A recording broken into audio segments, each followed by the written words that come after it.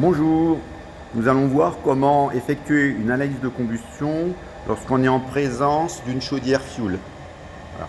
Donc, comme pour toute analyse de combustion, lorsqu'on fait cette opération, il est conseillé que la chaudière soit en température. Donc là, la chaudière, si vous regardez, je viens de l'allumer, elle est qu'à 20 degrés, d'accord.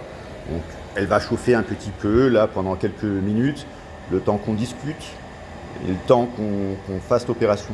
Donc c'est pas bien grave. Donc lorsqu'on a une chaudière fuel, une petite particularité, avant de faire l'analyse de combustion avec l'analyseur, un conseil, faire un smoke test. Donc le smoke test c'est quoi? C'est un appareil, regardez, qui ressemble à une pompe de vélo. Donc vous avez un petit papier filtre donc, qui est traversé par le flux de gaz brûlé. Et donc ce smoke test, vous le faites donc au niveau de la chaudière. Vous avez toujours donc normalement au niveau du conduit de raccordement un petit trou. Là ici je l'ai bouché avec une vis, d'accord. Vous mettez le smoke test. Alors je vais essayer de le faire avec mes deux mains, ça va être un peu compliqué en tenant le téléphone. Donc je mets le smoke test voilà, dans le conduit de raccordement. Et donc là il faut pomper normalement doucement 10 fois. D'accord? Donc on pompe 10 fois. Lorsqu'on a fini, on sort ce papier filtre. Donc ce papier filtre, on le sort. Et voilà. Et on regarde la couleur. Et on le compare avec une échelle colorimétrique. Et normalement, il ne faut pas qu'on dépasse le 1. Alors, si c'est 2, ça passe encore. Mais si c'est à 3, 4, 5... surtout ne faites pas d'analyse de combustion avec l'analyseur, vous risquez de le casser. Donc on suppose qu'on a fait notre smoke test et qu'on est sur 0. Donc c'est bien, ça veut dire que la chaudière brûle déjà proprement. Donc une fois qu'on a fait ça, on va au niveau de notre analyseur choisir notre combustible. Donc là ce qu'on veut faire, c'est faire une analyse de combustion. Donc on appuie sur OK. On a ici une touche qui monte, qui descend. Donc on choisit avec ce petit menu déroulant le bon combustible. Donc vous avez le choix entre fuel domestique et fuel lourd. Donc on n'est pas un super tanker, on est une petite chaudière. Donc pour nous, c'est du fuel domestique. Donc vous appuyez sur fuel domestique. Ensuite, bouton OK, l'analyseur se met tout de suite en route. Donc ensuite, vous prenez la canne, vous la mettez dans le conduit de raccordement. Donc il faut que l'embout se situe à peu près au milieu du conduit de raccordement. D'accord? Donc, vous le tenez. Et vous voyez ici sur l'analyseur que les valeurs, voilà. Donc vous avez le CO qui monte. Ça veut dire que les gaz brûlés commencent à arriver dans l'appareil. Il est en train d'analyser. Vous voyez le CO2 qui a 13,5%,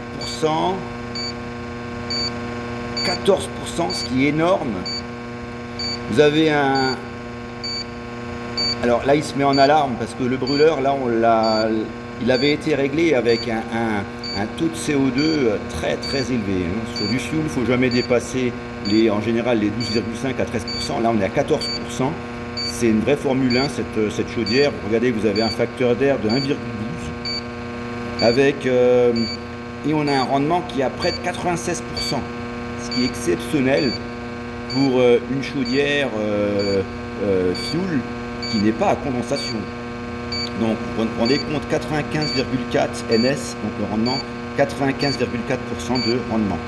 Donc là on a un réglage vraiment trop pointu, c'est-à-dire qu'on a un facteur d'air qui est de 1,13, donc ça veut dire qu'on a 13% d'excès d'air, ce qui est beaucoup trop faible pour une chaudière fuel. On a un fonctionnement qui peut à la longue devenir dangereux. Parce que pour l'instant, vous voyez, elle ne fait pas de CO. Elle a 12 ppm de CO, ce qui est là aussi exceptionnel, très très bon. Mais sur la durée, on ne peut pas garantir le fonctionnement sur un an.